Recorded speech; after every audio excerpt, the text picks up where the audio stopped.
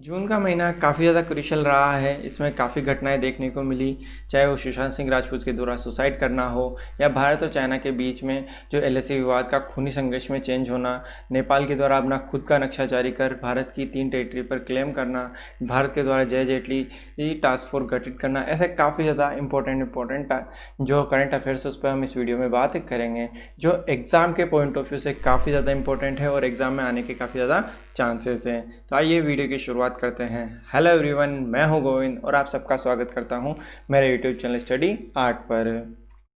Video की शुरुआत करने से पहले आप लोगों को मैं बताना चाहूँगा कि जो भी इस चैनल पर नए हैं इस चैनल को सब्सक्राइब ज़रूर करें और बेल आइकन दबाएं ताकि जो भी कोई भी करंट अफेयर्स हो वो आपको सबसे पहले मिल सके। पहला क्वेश्चन है आप लोगों के लिए, भारत और चाइना के बीच में 15 जून को हुए खूनी संघर्ष में दोनों देशों के बीच कौन से समझौते का उल्लंघन हुआ? पहला ऑप्शन 1996, 2005, 2005, 1995, 1994, 2003, 2006, 1993। तो भारत और चाइना के बीच में 1993 और 1996 में 2 ट्रीटी हुई थी। 1993 की ट्रीटी के अनुसार भारत और चाइना के बीच में जो सीमा विवाद है वो शांतिपूर्ण तरीके से हल किए जाएंगे, और जो 1996 की ट्रीटी थी उसके अनुसार भारत और चाइना जो एलएसी है उसके 2 किलोमीटर के अंदर अंदर किसी भी तरह के हथियारों का प्रयोग नहीं करेंगे, चाहे कितना ही विवाद हो जाए। उसी को लेकर जो 15 जून 2020 को जो खूनी संघर्ष हुआ उसमें ये 1996 और 2005 की ट्रीटी जो हुई थी उसका उल्लंघन हुआ था, क्योंकि 1993 और 1996 की जो ट्रीटी थी उसका 2005 में नवीनीकरण किया गया था। अगला क्वेश्चन है, नेपाल द्वारा भारत के कौन से हिस्से पर क्लेम कर उसे अपने नक्शे में दर्शाया है? पहला ऑप्शन लिपू लेक, दूसरा काला पानी, तीसरा लिम्पियादुरा या तीनों? तो इसका आंसर क्या आ जाएगा? तीनों ही। जैसा कि आप ये मैप में देख पा रहे होंगे, ये लिपू लेक, काला पानी और लिम्पियादुरा, इन तीनों हिस्सों पर नेपाल के द्वारा क्लेम किया गया है कि ये नेपाल के हिस्से हैं और उनके पास इसके कोई एविडेंस भी नहीं है। उन्हें क्लेम करने के बाद उनके द्वारा इसके हिस्टोरिकल एविडेंस ढूंढे जा रहे हैं, परंतु भारत ने अपनी संप्रभुता पर हमला मानते हुए इसको बिल्कुल पूरी तरह नकारा है और भारत ने कहा है इन तीनों टेरिटरी पर कोई विवाद नहीं है और ये भारत के हिस्से हैं। अगला क्वेश्चन है, जय जेटली की अध्यक्षता में गठित टास्क फोर्स किससे संबंधित है? महिलाओं की शादी की उम्र से, महिलाओं के रोजगार से, कुटीर उद्योग से या महिलाओं के स्टार्टअप से? तो ये जो जय जेटली टास्क फोर्स है गवर्नमेंट के द्वारा गठित की गई है क्योंकि जो महिलाओं के विवाह और मातृत्व की उम्र से ये संबंधित है। इस समिति के द्वारा क्या किया जाएगा? इस समिति के द्वारा शिशु मातृ मृत्यु दर, कुल प्रजनन दर और जन्म के समय जो लिंगानुपात होता है उसका शादी पर क्या इफेक्ट पड़ता है उसका पूरा अवलोकन तैयार किया जाएगा।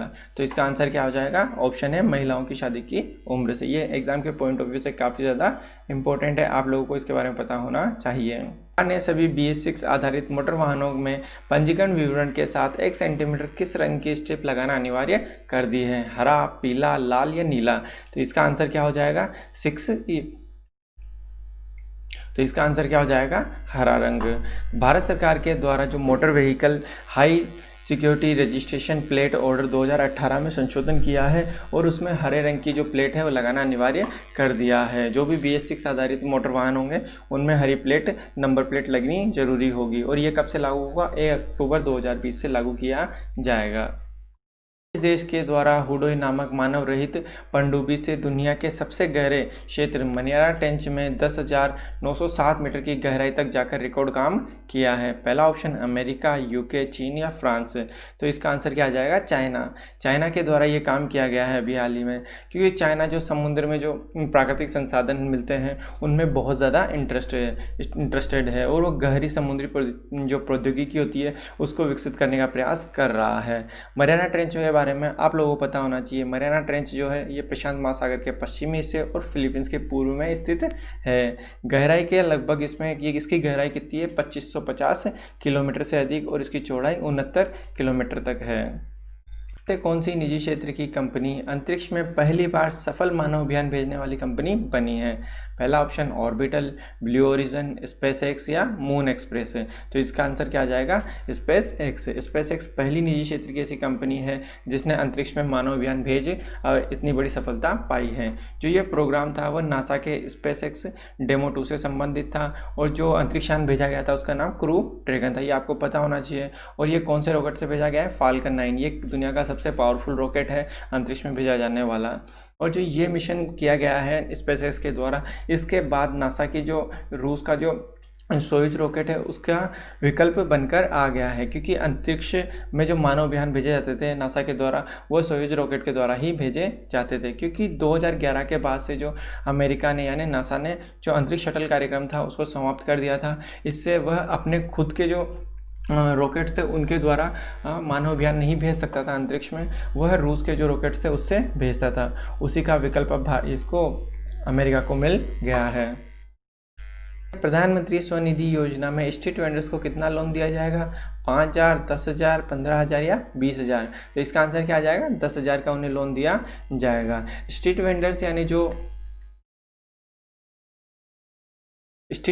यानी जो लोग थे रेडी लगाते हैं, ठेला लगा के सब्जी बेचते हैं या पटरी पर कुछ सामान बेचते हैं, उन लोगों को गवर्नमेंट के द्वारा 10,000 का लोन दिया जाएगा, जिससे कि जो अभी कोरोना काल में जो भी उन्हें नुकसान हुआ उसकी भरपाई कर सकें। और इसके अंदर जो आवेदक होंगे उन्हें जमानत या कोलेटर के रूप में कुछ भी देने की आवश्यकता नहीं होगी। इसका पूरा नाम क्या है? प्रधानमंत्री स्ट्रीट वेंडर्स आत्मनिर्भर निधि। ये आपको पता होना चाहिए एग्जाम के पॉइंट ऑफ व्यू से। अगला क्वेश्चन है, महाराष्ट्र तथा गुजरात में आए चक्रवात निसर्ग का नामकरण किस देश के द्वारा किया गया है? भारत, बांग्लादेश, मालदीव या थाईलैंड? तो इसका आंसर क्या हो जाएगा? बांग्लादेश के द्वारा किया गया है। ये बांग्लादेश के द्वारा कैसे किया गया? जो हिंद महासागर है इसमें जो भी साइक्लोन आता है तो उसे चक्रवात का या साइक्लोन का नाम दिया जाता है। तो इसमें हिंद महासागर के जो 8 देश हैं, बांग्लादेश, भारत, मालदीव, म्यांमार, ओमान, पाकिस्तान, श्रीलंका और थाईलैंड, इनके द्वारा बारी बारी से ऐसे जो नाम भेजे जाते हैं उनको बारी बारी से जारी किया जाता है। कुल 8 नाम भेजे जाते हैं। जैसे बांग्लादेश के द्वारा इस बार दिया गया है, तो अगली बार भारत के द्वारा, फिर अगली बार मालदीव के द्वारा, ऐसे नाम दिए जाते हैं चक्रवात के। अगला क्वेश्चन है, भारत में विकसित कोरोना की कोवैक्सीन किन संस्थाओं द्वारा विकसित की जा रही है? पहला ऑप्शन है Bharat biotech, ICMR, CSIR, Bharat biotech या कोई नहीं। तो इसका आंसर क्या जाएगा? भारत बायोटेक और आईसीएमआर। भारत बायोटेक और आईसीएमआर के द्वारा कोवैक्सीन विकसित की गई है। ये अभी जो वैक्सीन है ये ह्यूमन ट्रायल पर चल रही है। अगर ये सफल होता है तो काफ़ी जल्दी भारत के अंदर ही खुद की डेवलप जो कोरोना वैक्सीन है वो उपलब्ध हो जाएगी, जिससे कि काफ़ी बड़ी राहत मिल सकती है इस बीमारी से लड़ने के लिए। अगला क्वेश्चन है, आतंकवाद को फंडिंग प्रोवाइड करने के लिए एफएटीएफ ने किस देश को ग्रे लिस्ट में बरकरार रखा है? ईरान, पाकिस्तान, सीरिया या कोई नहीं? तो इसका सिंपल सा आंसर क्या हो जाएगा? पाकिस्तान को। पाकिस्तान एक ऐसा मात्र देश है जिसको आतंकवाद को फंडिंग प्रोवाइड करने के लिए एफएटीएफ ने काफ़ी समय से ग्रे लिस्ट में बरकरार रखा है, क्योंकि पाकिस्तान आतंकवाद को फंडिंग प्रोवाइड करता है जबकि वो आतंकवाद की पनाहगाह भी है।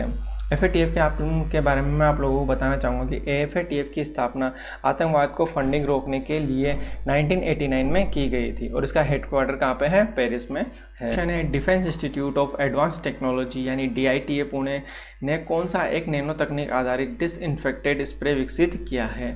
अनन्या, सफाया, विनेश या परम? तो इसका आंसर क्या आ जाएगा? अनन्या। जो अनन्या है ये DITA पुणे के द्वारा विकसित किया गया है कोरोना से लड़ने के लिए। ये नैनो टेक्नोलॉजी आधारित है। इस जैसे ही इस जो कोरोना वायरस है इस स्प्रे के संपर्क में आएगा और ये कोरोना वायरस को वहीं पर मार देगा शरीर में प्रवेश करने से पहले ही।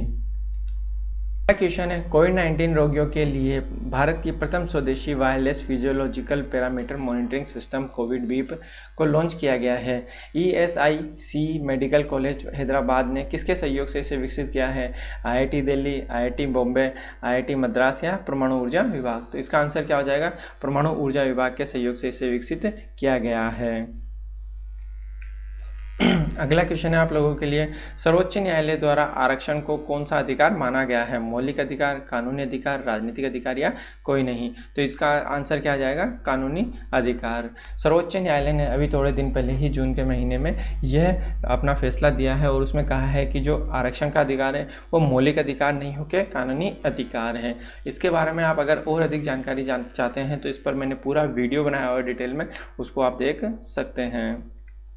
अगला क्वेश्चन है, किस राज्य ने प्रवासी श्रमिकों को रोजगार प्रदान करने हेतु रोजगार सेतु पोर्टल लॉन्च किया है? बिहार, मध्य प्रदेश, राजस्थान या महाराष्ट्र? तो इसका आंसर क्या जाएगा? मध्य प्रदेश ने अभी हाल ही में किया है। जो प्रवासी श्रमिक आ रहे थे उनको रजिस्टर्ड करने के लिए रोजगार सेतु पोर्टल लॉन्च किया और इस पोर्टल पर लगभग 7,30,000 लोगों ने पंजीकृत किया है। उन लोगों को उनके कौशल और दक्षता के अनुसार रोजगार प्रदान किया जाएगा। पिछले 5 वर्षों में भारत के गुजरात राज्य में एशियाई शेरों की संख्या में कितने प्रतिशत की वृद्धि हुई है? 28.87%, 27.25%, 25% या 21.25%? तो इसका आंसर क्या आ जाएगा? 28.87% की वृद्धि हुई है।